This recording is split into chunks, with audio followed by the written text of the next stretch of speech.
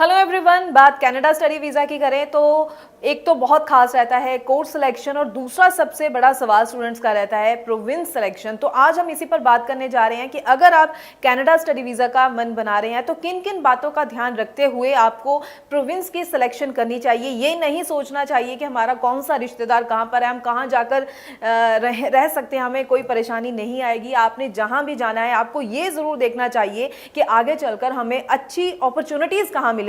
बहुत सारी क्वेरीज कई बार ओंटारियो के लिए, ब्रिटिश कोलंबिया के लिए, लेकिन आपकी प्रोफाइल के अकॉर्डिंगली आखिर कौन सी प्रोविंस जो है बेस्ट सुटेबल रह सकती है, इसी पर पूरी जानकारी आज आपके साथ शेयर करेंगे। और ये पूरी जानकारी आपके साथ शेयर करने जा रहे हैं स्टडीज केयर एजुकेशन के ब्रांच हेड अनीता भंडराल जी हमारे साथ हैं। बहुत बहुत स्वागत है जी।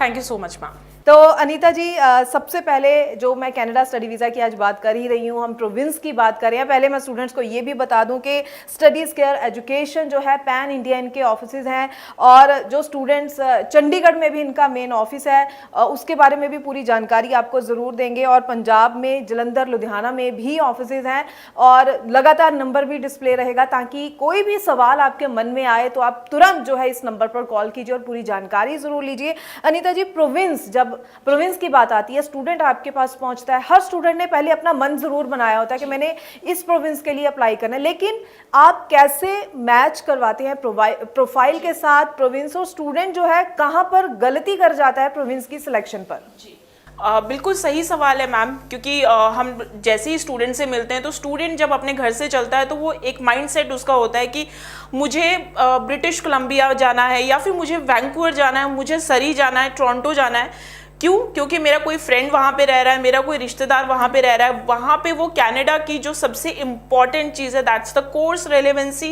That is the progression on your course, कि आपके कोर्स में इसमें प्रोग्रेशन है, और that is the most important कि आपको इस पर्टिकुलर कोर्स में जॉब अपॉर्चुनिटीज़ है या नहीं है। वो सारी चीज़ों को भूल के वो सिर्फ इस चीज़ पे फोकस करता है कि मेरा रिलेटिव यहाँ पे रह रहा है और मुझे इसी कोर्स में, इसी कॉलेज में जाना है, बस जो मर्जी प्रोग्राम है आप बस अप्लाई करवा दो, चाहे वो मेरे रेलिवेंट है या नहीं है।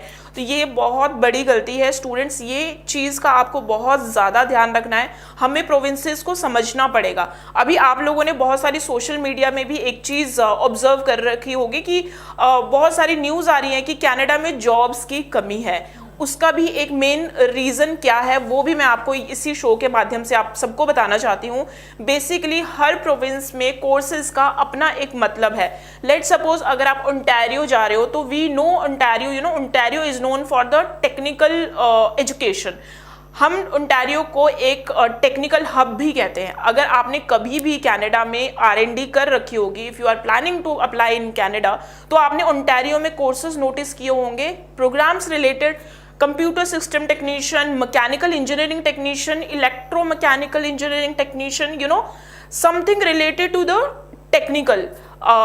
वहीं पे अगर मैं ब्रिटिश कोलंबिया की मैं बात करूँ तो ब्रिटिश कोलंबिया में और वैंकूवर में आपको रेयरली कोई कोर्सेज मिलेंगे mechanical engineering technician, mechanical engineering technician, because British Columbia एक ऐसी प्रोविंस है जो कि टेक्नोलॉजी को नहीं प्रमोट करती है। वहाँ पे आपको जितने भी प्रोग्राम्स मिलेंगे वो आपको प्रोग्राम्स मिलेंगे यूनिवर्सिटी ट्रांसफर प्रोग्राम्स या फिर जेनेरिक प्रोग्राम या फिर मैनेजमेंट के रिलेटेड प्रोग्राम।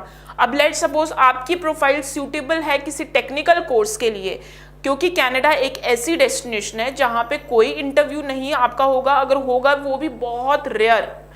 आपका जो आपकी प्रोफाइल, आपका जो एरिया ऑफ इंटरेस्ट देखा जाएगा वो आपकी मार्कशीट, आपके स्कोर्स, आपका IELTS को देख के देखा जाएगा। SOP हम ज़रूर भेजते हैं, लेकिन जो सबसे इम्पॉर्टेंट रोल प्ले करता है वीज़ा में दैट इज़ योर कोर्स। सो अगर आपकी प्रोफाइल बनती है किसी कंप्यूटर प्रोग्रामर के लिए, लेकिन क्योंकि मेरा रिलेटिव वहाँ पे, मेरा फ्रेंड वहाँ पे, मैंने अप्लाई कर लिया बिजनेस के लिए, वहाँ पे प्रोग्राम में नॉन रेलिवेंसी को करके कई बार रिफ्यूज़ल आ जाती है। तो मैं आप लोगों को यही एक बार बताना चाहती हूँ कि जो भी कोर्स सेलेक्ट करें वो बहुत वाइजली सेलेक्ट करें।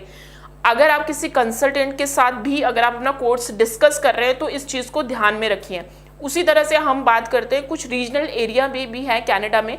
ये बात करी मैंने वैंकूवर की, ब्रिटिश कोलंबिया की, ओंटारियो की। इसके अलावा कुछ रीजनल एरियाज भी हैं जैसे नोवा स्कोशिया। नोवा स्कॉशिया में बात करें तो नोवा स्कॉशिया में आपको मेजरली जो मिलेंगी वो यूनिवर्सिटीज़ मिलेंगी, जिसमें कि आपको 12th के बाद भी कोर्सेज मिलेंगे, ग्रेजुएशन के बाद भी कोर्सेज मिलेंगे। ये अभी डेवलप्ड आपकी प्रोविंसेस हैं, वहाँ पे आपको डेवलपमेंट चल रही है, आपके जॉब की अपॉर्चुनिटीज़ भी अच्छी होंगी, काम का ऐसा कोई प्रॉब्लम नहीं है, वो जॉब अपॉर्चुनिटीज़ भी हैं वहाँ पे जितने भी आपको कोर्सेज मिलेंगे वहाँ पे आपको कॉम्बिनेशन मिलेगा टेक्निकल प्लस मैनेजमेंट में।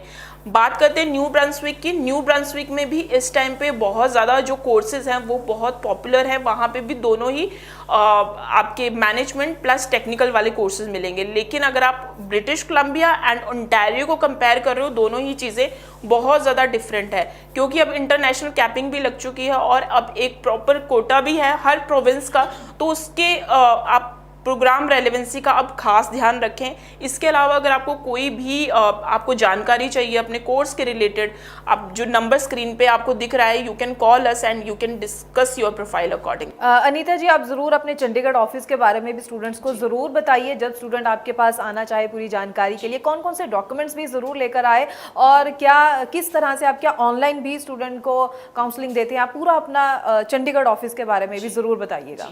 सो हमारे मैम जो ऑफिस हैं that are based in pan India, तो I sit in Chandigarh office. तो चंडीगढ़ में हमारा जो ऑफिस है वो सेक्टर 9C में है, SU 135।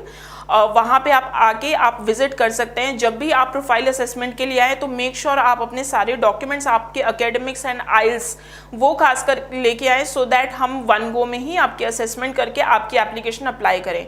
बात करें अगर टीम की, तो we have really expert staff who can help you from A to Z।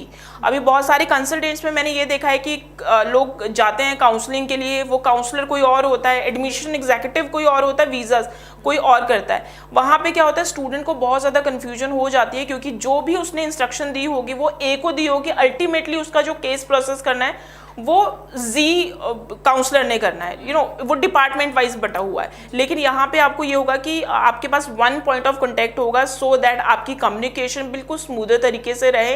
And we have really experience staff जो कि आपको पूरे इन एंड आउट एंड अगर आपको किसी और डेस्टिनेशन के बारे में भी कंफर्म करना है, यू कैन कंफर्म। ओके, मतलब एक पर्सन जो है एक फाइल पर पूरा प्रोसीजर जो है पर काम करते हैं। तो ज़रूर जो स्टूडेंट्स हैं, अगर आपकी कोई भी क्वेरीज है, जो नंबर है इस पर तो कॉल कर ही सकते हैं। बहुत अच्छा रहेगा अगर आप इनके ऑफिस विजिट करें, ताकि आप डिटेल में सब चीज़ों को समझकर जल्दी से जल्दी अप्लाई ज़रूर कर सके। लास्ट में थोड़ा सा अपडेट दे दीजिए, अब जो कमिंग इनटेक को लेकर भी स्टूडेंट कब तक अप्लाई कर सकते हैं? सो अभी जो कनाडा में इनटेक है, जनवरी 25 इनटेक ऑलरेडी स्टार्ट हो चुका है, तो you can apply your application. कुछ सीट्स अभी भी सितंबर इनटेक में ओपन है, लेकिन अगर आपकी ट्यूशन फीस एंड GIC अगर आपका अवेलेबल है तो आप तभी अप्लाई करें, अदरवाइज जनवरी 25 में सीट्स अवेलेबल हैं। कनाडा में मेजरली 3 इनटेक्स होते हैं, that is January, May and September. So इस टाइम पे जो सबसे मेजर जो इनटेक हम जिसको बोलते हैं वो होता है सितंबर इनटेक, एंड उसके बाद होता है जनवरी इनटेक। तो अगर आपका जनवरी इनटेक मिस हो जाता है तो May intake is just the smallest intake. So उसके बाद आपका जो इनटेक रहेगा सीधा ही सितंबर इनटेक रहेगा। तो make sure if you are ready with your documentation, if you are ready with your each and everything, you should apply your application as soon as possible. एक और मैं अपडेट देना चाहती हूँ, we don't charge anything from the student. कोई application fees नहीं है, कोई प्रोसेसिंग फीस नहीं है, and no fees after visa. So this is the great advantage to the student, because we are directly dealing with the university. So आप इस चीज़ का भी एडवांटेज उठा सकते हैं। जी जी बिल्कुल। तो स्टडी सिक्योर एजुकेशन की तरफ से बहुत अच्छी सर्विसेज दी जा रही हैं, स्टूडेंट्स इनका टाइमली फ़ायदा लेकर कमिंग इनटेक के लिए अप्लाई कर सकते हैं। और कोई सवाल हो, लगातार नंबर डिस्प्ले पर कॉल ज़रूर कीजिए। बहुत बहुत थैंक्स अनीता जी, ये पूरी जानकारी जो प्रोविंस को लेकर आज आपने स्टूडेंट्स के साथ शेयर की है, बहुत ही ज़रूरी है स्टूडेंट्स को पता हो, अवेयर हो स्टूडेंट, ताकि सही सिलेक्शन के साथ आगे बढ़ सके। फिलहाल के लिए अनीता जी आपका बहुत बहुत थैंक्स, और स्टूडेंट्स के लिए हम आगे भी इसी तरह से और इन्फॉर्मेटिव वीडियोस लेकर आते रहेंगे। Thank you so much. Thank you so much.